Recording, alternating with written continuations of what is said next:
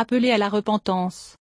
Cher Père, nous te disons merci pour cette opportunité et la proportion de regarder dans ta parole. Nous invitons l'enseignant de l'Église, le Saint-Esprit d'accomplir son ministère comme nous nous assemblons. Seigneur, nous te la parole qui sort de ma bouche pour qu'elle trouve des racines dans les cœurs de toute personne qui va l'écouter. Père, je te prie pour l'illumination, la révélation, la compréhension dans la pensée de tous ceux qui vont l'écouter. Seigneur, je de m'avoir fait ministre du Nouveau Testament et je te dis merci pour le succès de ce message du fait que le Saint-Esprit est l'enseignant. Merci Seigneur, cela ne dépend pas de moi mais tout dépend de toi, et tu es fidèle. Nous te donnons la louange et te rendons grâce dans le nom de ton Fils Jésus-Christ. Amen. Gloire à Dieu. Cette année, nous nous sommes concentrés sur qui est Jésus, pourquoi il est venu dans ce monde et comment il veut de nous pour mieux vivre notre vie. Dans cette partie de notre étude, nous examinons pourquoi Jésus est venu selon le Nouveau Testament. Le Nouveau Testament a été écrit par des témoins oculaires de Jésus, ou des proches associés aux témoins oculaires, des hommes qui ont marché et parlé avec Jésus, l'ont vu mourir, puis l'ont vu vivre à nouveau après sa résurrection. Leurs documents sont un enregistrement de ce que Jésus a dit et fait sur terre. Nous examinons ce que les témoins oculaires ont écrit pour obtenir une compréhension précise de pourquoi Jésus est venu dans ce monde. De nombreux chrétiens sincères ont beaucoup d'incompréhension sur la mission de Jésus. Et, si vous ne le faites pas comprenez pourquoi Jésus est venu, vous pouvez vivre d'une manière qui lui déplaît. Il est assez courant d'entendre les gens dire que Jésus est venu apporter la paix dans ce monde et enseigner nous tous comment s'en sortir. Mais, les témoins oculaires ont cité Jésus disant qu'il était venu apporter la division. La division vient parce que certaines personnes acceptent Jésus et son message, tandis que d'autres rejetaient-le. Matthieu 10, versets 34 à 35. Jean 7, verset 43. Jean 9, verset 16. Jean 10, verset 19. Etc. D'autres disent que Jésus est venu pour nous rendre heureux et nous donner une grande vie dans cette vie.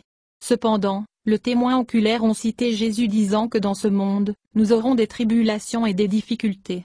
C'est dans la vie à venir que tout sera rendu juste. En ce moment, nos priorités devraient être sur l'Éternel et non sur les choses qui survivront à cette vie. Jean 16 verset 33. Matthieu 19 verset 28-29. Matthieu 5 verset 11-12. Matthieu 6 verset 19-21. Etc. Jésus est venu pour s'occuper du plus grand problème de l'humanité. Le plus grand problème de l'humanité est le péché. Chaque problème dans ce monde est en quelque sorte une conséquence ou un résultat du péché, remontant au premier homme, Adam. Je ne dis pas que vos problèmes sont nécessairement le résultat d'un péché spécifique que vous avez commis. Il pourrait l'être. Mais il est surtout probable qu'il soit dû au fait que vous vivez sur une terre déchue, maudite par le péché. Le péché d'Adam a affecté à la fois la race résidant en lui et la planète elle-même. L'humanité et la terre étaient imprégnées d'une malédiction de corruption et de mort, entraînant le chagrin, les difficultés, la perte et la douleur qui sont présents dans ce monde. Genèse 3, verset 17-19. Romains 5, verset 12. Etc. Beaucoup de leçons pour un autre jour. Paul, un témoin oculaire de Jésus a écrit que « Jésus est venu une fois pour toutes, à la fin de l'âge, pour enlever le pouvoir du péché pour toujours par sa mort sacrificielle pour nous. » Hébreux 9 verset 26, traduction de la Bible du Semeur. Matthieu, un autre témoin oculaire, a cité Jésus disant « Car je ne suis pas venu appeler les justes, mais les pécheurs à la repentance. » Matthieu 9 verset 13, la Bible Louis II. Ce soir, nous examinerons certains de ce que cela signifie. Dieu a créé l'humanité pour qu'elle devienne ses fils et ses filles par la foi en lui. Cependant, les êtres humains sont coupables de péché et disqualifiés pour la famille de Dieu. Définissons d'abord le péché. Le péché est un acte ou une action qui s'exprime dans des motifs, des pensées, des paroles ou des actes. Le péché est un acte d'illégalité, un acte ou une action qui viole la loi de Dieu. La loi est une règle de conduite établie par l'autorité suprême. En tant que créateur, Dieu est l'autorité suprême qui gouverne ce monde et ses habitants. Par conséquent, sa loi est l'ultime loi. Ce monde est son monde, et sa loi est la norme pour le comportement humain. Jean 3, verset 4. Quiconque commet, pratique, le péché est coupable d'iniquité. Car, c'est cela, le péché, l'iniquité, la transgression, la violation de la loi de Dieu par la transgression ou la négligence. Être non restreint et non réglementé par ses commandements et sa volonté, Bible amplifiée. Ecclésiaste 12, verset 13. Tout a été entendu. La fin de l'affaire est celle-ci, crains Dieu, sache qu'il est, le révère et l'adore et garde ses commandements. Car c'est tout l'homme, le but complet et original de sa création, l'objet de la providence de Dieu, la racine du caractère, le fondement de tout bonheur, l'ajustement à toutes circonstances et conditions inharmonieuses sous le soleil, et tout le devoir pour chaque homme. Bible amplifiée. La loi de Dieu est exprimée à travers sa parole, spécifiquement, sa parole écrite. Jésus a résumé la loi de Dieu ainsi: aimez Dieu de tout votre cœur, esprit et âme et aimez votre prochain comme vous-même. Matthieu 22 versets 37 à 40. Cet amour n'est pas une émotion, c'est une action. L'amour pour Dieu s'exprime par l'obéissance. L'amour pour les gens s'exprime à travers la façon dont vous les traitez. Leçon à venir. Nous avons souligné dans les deux dernières leçons que les êtres humains ont été créés pour une position de gloire comme fils et filles de Dieu. Genèse 1 verset 26. Psaume 8 versets 4 à 5. Pierre 2 verset 9. Etc. Le Seigneur nous a créés avec la capacité de le recevoir dans notre être et ensuite l'image, ou le représenter et l'exprimer au monde qui nous entoure. Ceci, à son tour, lui ramène honneur et gloire. Éphésiens 1 verset 12. Cependant, tous les êtres humains ont violé la norme morale de Dieu, sa norme de ce qui est bien et mal. En conséquence, nous n'avons pas atteint notre objectif créé. Romains 3, verset 23. Car tous ont péché. Tous sont en deçà du glorieux standard de Dieu. Traduction de la Bible du Semeur. Les êtres humains, par le dessein de Dieu, sont des êtres moraux qui sont capables de faire des choix moraux ou choisir entre le bien et le mal, entre l'obéissance et la désobéissance. L'essence du péché choisit ton chemin plutôt que le chemin de Dieu. Quand nous sommes assez vieux pour distinguer le bien du mal, nous décidons ce qui est bon pour nous plutôt que se soumettre à la voie de Dieu. Nous nous sommes tous égarés comme des moutons. Nous avons quitté les chemins de Dieu pour suivre les nôtres. Pourtant, le Seigneur a imposé sur lui la culpabilité et le péché de tous. Essai 53, verset 6, traduction de la Bible du Semeur. Jésus est venu dans ce monde pour nous restaurer à notre but créé, notre position de gloire, en tant qu'imageur de Dieu, en tant que fils et filles qui lui apportent honneur et gloire par la façon dont nous vivons. Jésus a goûté la mort pour tout le monde dans le monde. Il était juste que Dieu qui a tout fait et pour qui tout a été fait devrait amener ses enfants dans la gloire. Hébreux 2 versets 9 à 10, la Bible du Semeur. Nous, apôtres, communiquons une sagesse secrète et cachée de Dieu que Dieu a décrétée avant les âges pour notre gloire. Aucun des dirigeants de cet âge n'a compris cela, car s'ils l'avaient fait, ils n'ont crucifié le Seigneur de gloire. Et Corinthiens 2 versets 7 à 8, SV. Dans les deux dernières leçons, nous avons examiné un passage du Nouveau Testament qui est un résumé concis de la façon dont Dieu restaure les hommes et les femmes pécheurs à leur but créé en tant que fils et filles qui lui glorifient pleinement. Romains 8 verset 30 exatonne ce qu'il, Dieu, a prédestiné, il les a aussi appelés, et ceux qu'il a appelés, il les a aussi justifiés, et ceux qu'il a justifiés, il les a aussi glorifiés. SV. Dieu nous appelle ou nous invite à venir à lui. Lorsque nous répondons à son appel, il nous justifie, pardonne notre péché et nous déclare justes et en règle avec lui-même. Ensuite, il nous glorifie. Être glorifié signifie être rendu vivant avec Dieu, son esprit, sa nature, sa substance, son essence, dans chaque partie de notre être afin que nous puissions exprimer lui et sa gloire. Jésus sacrifice nous purifie tellement de la culpabilité du péché que Dieu lui-même peut nous habiter par son esprit et vie et nous devenons participants, de la nature divine de Pierre 1, verset 4 Bible amplifiée. Le plan de Dieu pour l'homme est que nous soyons saturés avec lui et ensuite l'exprimer. Nous ne perdons pas notre individualité. Tu es toujours toi. Il est toujours lui. Il est le Créateur et nous sommes les créés. Mais nous l'exprimons, sa gloire, par la façon dont nous vivons. Avant d'aller plus loin, nous devons répondre à cette question: comment un être humain peut-il exprimer la gloire du Dieu infini, éternel et transcendant? Nous devons comprendre que Dieu a à la fois des attributs non transmissibles, ou non transmissibles, et des attributs transmissibles, ou transmissibles. Les attributs non communicables de Dieu sont ceux qui appartiennent à son être essentiel et sa personnalité en tant que Dieu tout-puissant. Ils sont à lui seul son être éternel, auto-existence éternelle, son immuabilité, éternellement le même, son omniprésence, présente partout à la fois, son omniscience, connaissance parfaite, son omnipotence, souveraineté et tout pouvoir. Les attributs communicables de Dieu sont communément appelés ses attributs moraux.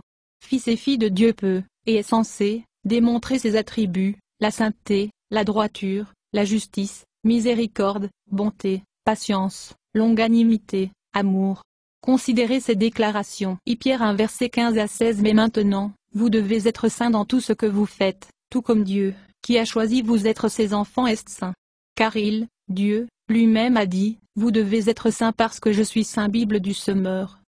Éphésiens 5, versets 1 à 2. Soyez donc des imitateurs de Dieu, imitez-le et suivez son exemple, ainsi que les enfants bien-aimés, imitez leur Père. Et marchez dans l'amour, estimé et se réjouir les uns des autres. Bible amplifiée. Nous avons été créés pour glorifier Dieu en exprimant ses attributs communicables. Comment faisons-nous cela? Nous en discuterons plus en détail dans notre prochaine série. Pour l'instant, considérez ces points. Jésus est Dieu devenu pleinement homme sans cesser d'être pleinement Dieu. Jésus n'a pas seulement ouvert la voie pour que les hommes et les femmes soient restaurés à notre but créé en mourant pour notre péché, il est aussi le modèle pour la famille de Dieu. Romains 8 verset 29. Pour qui Dieu prédestine d'avance à être également conforme à la ressemblance de son Fils, NIV. Car Dieu, dans sa prescience, les a choisis pour porter la ressemblance familiale de son Fils, J.B. Phillips. Jésus dans son humanité nous montre comment les fils et filles de Dieu démontrent sa communicabilité attribut. Il était un fils qui faisait la volonté de son Père en tout, Jean 8 verset 29. Et il est maintenant en nous par son esprit pour nous aider à représenter avec précision, image, exprimer, notre Créateur et Père. Les hommes et femmes pécheurs ont besoin de plus que le pardon du péché pour être pleinement restaurés à notre but créé.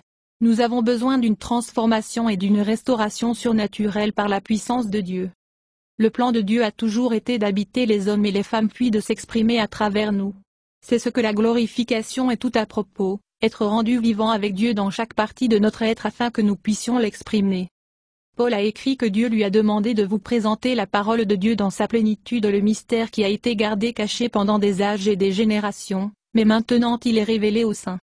Pour eux, Dieu a choisi de faire connaître parmi les croyants les richesses glorieuses de son mystère, qui est Christ en vous, l'espérance de la gloire. Colossiens 1 verset 25 à 27, nouvelle version internationale. La glorification est un processus qui commence lorsque nous devenons des disciples de Jésus. En ce moment, nous sommes participants de cette gloire parce que Dieu est en nous par son esprit, mais nous ne sommes pas encore pleinement glorifiés ou pleinement semblables au Christ dans chaque partie de notre être. Nous sommes des œuvres achevées en cours. Jean 3 verset 2. Oui, chers amis, nous sommes déjà des enfants de Dieu, et nous ne pouvons même pas imaginer comment nous serons quand le Christ reviendra.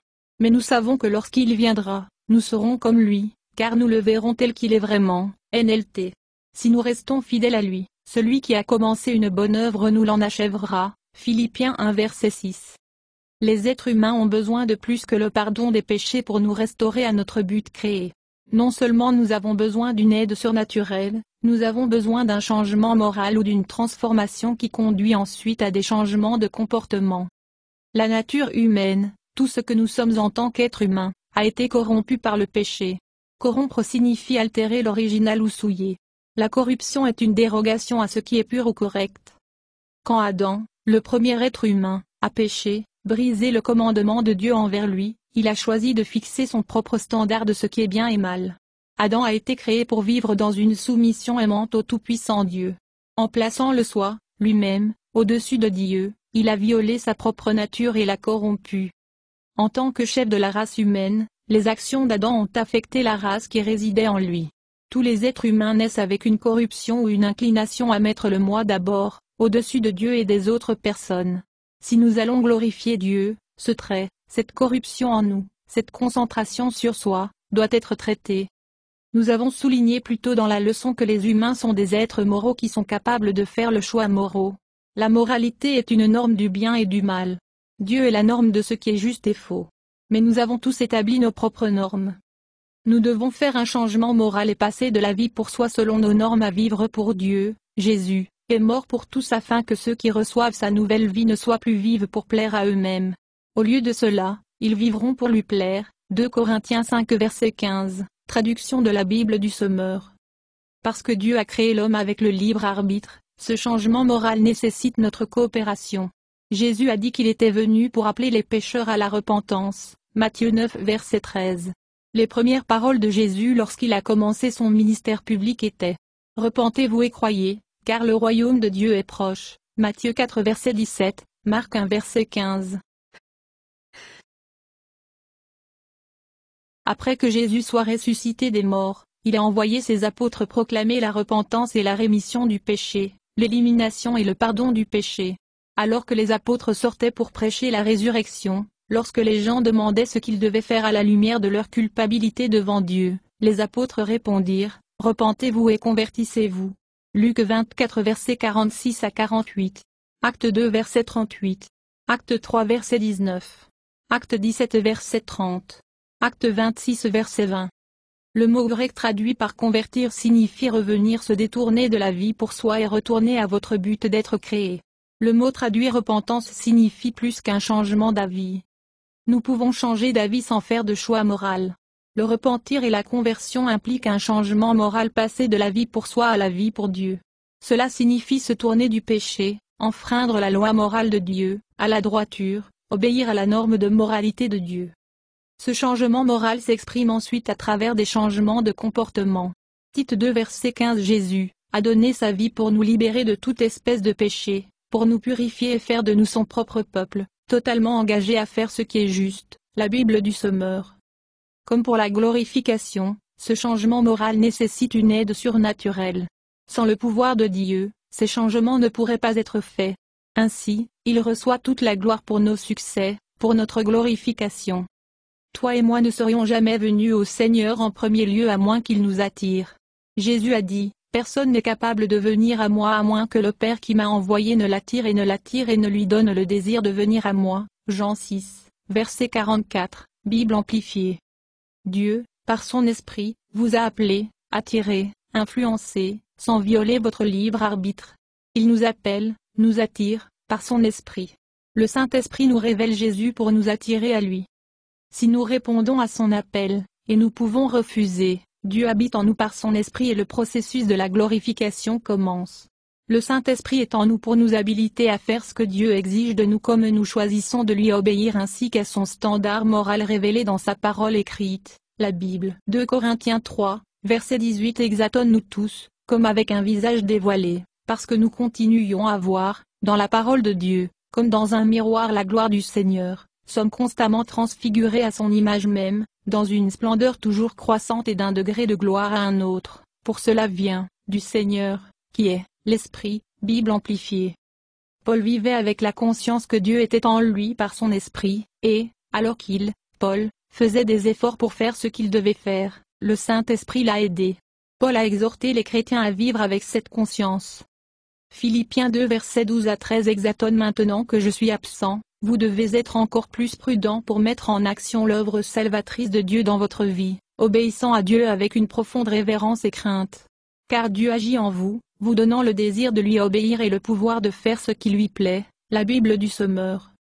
Paul a écrit qu'il travaillait dur partout où il allait, avertissant et enseignant les gens sur Jésus parce qu'il voulait présenter chaque personne mature adulte, pleinement initiée, complète et parfaite en Christ. Colossiens 1 verset 28, Bible amplifiée. Je travaille dur pour cela, car je dépends de la puissance puissante du Christ qui agit en moi. Colossiens 1h29.